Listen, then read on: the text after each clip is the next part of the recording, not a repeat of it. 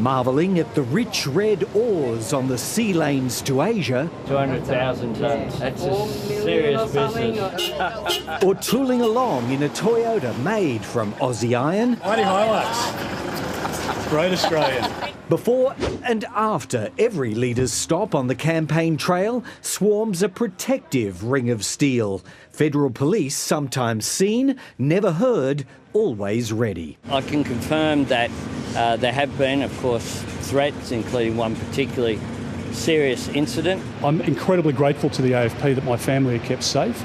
I've never felt unsafe. Both leaders have disclosed foiled plans that could have caused potential harm. One involving a teen's alleged terror plot with bomb-making ingredients. My thought was always in relation to the safety of my family. I've reached out to Peter Dutton this morning. Threats against politicians and other high office holders are on the rise. Federal police report more than 700 in the last 9 months.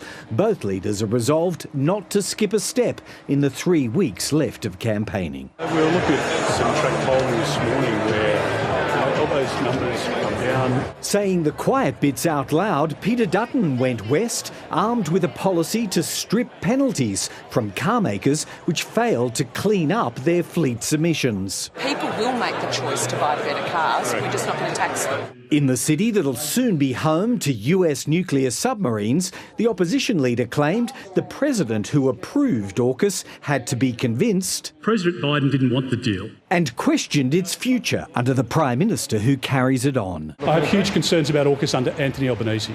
I really do. That's an irresponsible comment, frankly, for Peter Dutton to make. The Coalition's week started by ditching an unloved policy for public servants to work from home.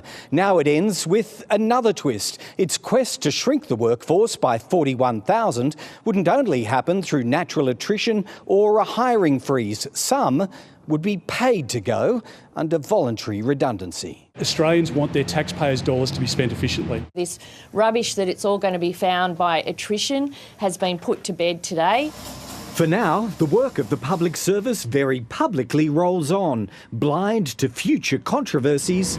Electoral Commission staff just completed ballot paper bingo, all set for voting from the 22nd of April. Greg Jennett, ABC News, Canberra.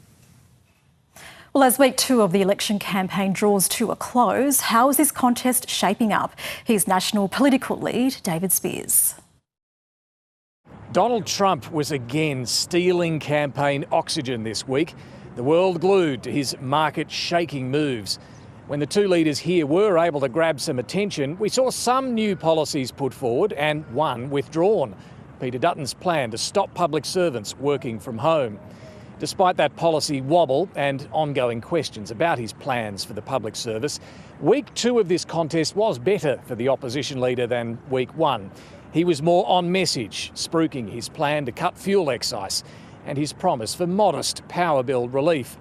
What he really needs, though, is something to shift momentum in this campaign, and there's no sign of that happening yet. The polls continue to point towards a Labor win, either in minority or majority. The coming week will be critical, ahead of the Easter break and the start of early voting. The two parties will both hold their campaign launches on Sunday, before the two leaders face off in the ABC News election debate on Wednesday night.